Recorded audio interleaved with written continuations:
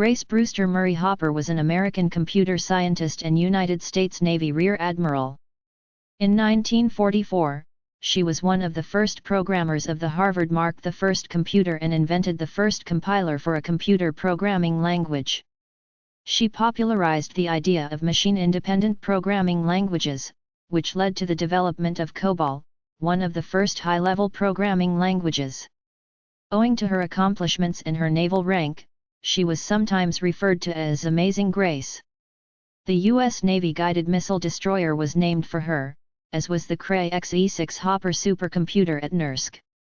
On November 22, 2016, she was posthumously awarded the Presidential Medal of Freedom by President Barack Obama. Early life and education. Hopper was born in New York City. She was the eldest of 3 children. Her parents, Walter Fletcher Murray and Mary Campbell Van Horn, were of Dutch and Scottish descent, and attended West End Collegiate Church. Her great-grandfather, Alexander Wilson Russell, an admiral in the U.S. Navy, fought in the Battle of Mobile Bay during the Civil War. Grace was very curious as a child. This was a lifelong trait. At the age of 7, she decided to determine how an alarm clock worked, and dismantled 7 alarm clocks before her mother realized what she was doing. She was then limited to 1 clock. For her preparatory school education, she attended the Hartridge School in Plainfield, New Jersey. Hopper was initially rejected for early admission to Vassar College at age 16. Her test scores in Latin were too low, but she was admitted the following year. She graduated Phi Beta Kappa from Vassar in 1928 with a bachelor's degree in mathematics and physics and earned her master's degree at Yale University in 1930. In 1934, she earned a Ph.D. in mathematics from Yale under the direction of Estine Oregon. Her dissertation, New Types of Irreducibility Criteria, was published that same year. Hopper began teaching mathematics at Vassar in 1931, and was promoted to associate professor in 1941. She was married to New York University professor Vincent Foster Hopper, 1906–76, from 1930 until their divorce in 1945. She did not marry again, but chose to retain his surname. Career. World War II. Hopper had tried to enlist in the Navy early in the war. She was at age 34, too old to enlist, and her weight-to-height ratio was too low. She was also denied on the basis that her job as a mathematician. She was a mathematics professor at Vassar College, gave as valuable to the war effort.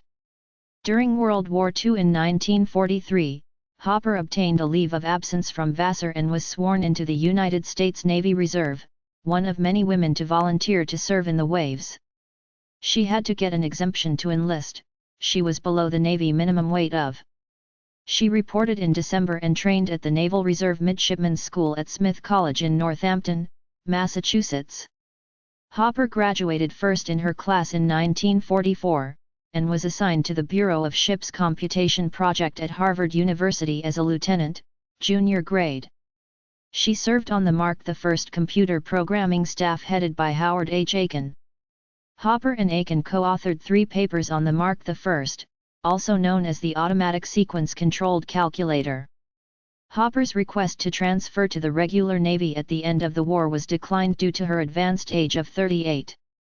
She continued to serve in the Navy Reserve. Hopper remained at the Harvard Computation Lab until 1949, turning down a full professorship at Vassar in favor of working as a research fellow under a Navy contract at Harvard. UNIVAC. In 1949, Hopper became an employee of the Eckert-Mauchly Computer Corporation as a senior mathematician and joined the team developing the UNIVAC I. When she recommended that a new programming language be developed using entirely English words, she was told very quickly that she couldn't do this because computers didn't understand English. This idea was not accepted for 3 years, and she published her first paper on the subject, Compilers, in 1952. In the early 1950s, the company was taken over by the Remington Rand Corporation, and it was while she was working for them that her original compiler work was done. The compiler was known as the A compiler and its first version was A0. In 1952 she had an operational compiler. Nobody believed that, she said. I had a running compiler and nobody would touch it. They told me computers could only do arithmetic. In 1954 Hopper was named the company's first director of automatic programming, and her department released some of the first compiler-based programming languages, including Mathematic and Flowmatic. COBOL. In the spring of 1959, computer experts from industry and government were brought together in a two-day conference known as the Conference on Data Systems Languages, CODASIL. Hopper served as a technical consultant to the committee, and many of her former employees served on the short-term committee that defined the new language COBOL, an acronym for Common Business-Oriented Language. The new language extended Hopper's Flowmatic language with some ideas from the IBM equivalent, COMTRAN. Hopper's belief that programs should be written in a language that was close to English, rather than in machine code or in languages close to machine code, such as assembly languages, was captured in the new business language, and COBOL went on to be the most ubiquitous business language to date. From 1967 to 1977, Hopper served as the director of the Navy Programming Languages Group in the Navy's Office of Information Systems Planning and was promoted to the rank of captain in 1973. She developed validation software for COBOL and its compiler as part of a COBOL standardization program for the entire Navy. Standards. In the 1970s, Hopper advocated for the Defense Department to replace large, centralized systems with networks of small, distributed computers. Any user on any computer node could access common databases located on the network. She developed the implementation of standards for testing computer systems and components, most significantly for early programming languages such as Fortran and COBOL. The Navy tests for conformance to these standards led to significant convergence among the programming language dialects of the major computer vendors. In the 1980s, these tests, and their official administration, were assumed by the National Bureau of Standards, NBS, known today as the National Institute of Standards and Technology, NIST. Retirement. In accordance with Navy attrition regulations, Hopper retired from the Naval Reserve with the rank of commander at age 60 at the end of 1966. She was recalled to active duty in August 1967 for a 6-month period that turned into an indefinite assignment. She again retired in 1971, but was again asked to return to active duty in 1972. She was promoted to captain in 1973 by Admiral Elmo R. Zumwalt, Jr. After Republican Representative Philip Crane saw her on a March 1983 segment of 60 Minutes, he championed a joint resolution originating in the House of Representatives, which led to her promotion to Commodore, Admiral, 07, by special presidential appointment. She remained on active duty for several years beyond mandatory retirement by special approval of Congress. In 1985, the rank of Commodore was renamed Rear Admiral, lower half. She retired, involuntarily, from the Navy on August 14, 1986. At a celebration held in Boston to commemorate her retirement, Hopper was awarded the Defense Distinguished Service Medal, the highest non-combat decoration awarded by the Department of Defense. At the time of her retirement, she was the oldest active-duty commissioned officer in the United States Navy, 79 years, 8 months, and 5 days, and aboard the oldest commissioned ship in the United States Navy, 188 years, 9 months, and 23 days. Admirals William D. Leahy, Chester W. Nimitz, Hyman G. Rickover and Charles Stewart were the only other officers in the Navy's history to serve on active duty at a higher age. Leahy and Nimitz served on active duty for life due to their promotions to the rank of Fleet Admiral. She was then hired as a senior consultant to Digital Equipment Corporation, a position she retained until her death in 1992, aged 85.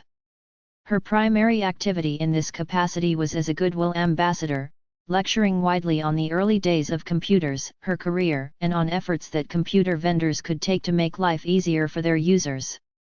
She visited most of Digital's engineering facilities, where she generally received a standing ovation at the conclusion of her remarks. She often recounted that during her service she was frequently asked by admirals and generals why satellite communication would take so long. So during many of her lectures, she illustrated a nanosecond using salvaged obsolete Bell System 25-pair telephone cable, cut it to 11.8 inch, 30 centimeters, lengths, the distance that light travels in 1 nanosecond, and handed out the individual wires to her listeners. Although no longer a serving officer, she always wore her Navy full-dress uniform to these lectures, which is allowed by U.S. Navy uniform regulations. Death. Hopper died in her sleep of natural causes on New Year's Day 1992 at her home in Arlington, Virginia. She was 85 years of age. She was interred with full military honors in Arlington National Cemetery. Anecdotes. Throughout much of her later career, Hopper was much in demand as a speaker at various computer-related events. She was well known for her lively and irreverent speaking style, as well as a rich treasury of early war stories. She also received the nickname Grandma Cobol. While she was working on a Mark II computer at a U.S. Navy research lab in Dahlgren, Virginia in 1947, her associates discovered a moth stuck in a relay impeding its operation.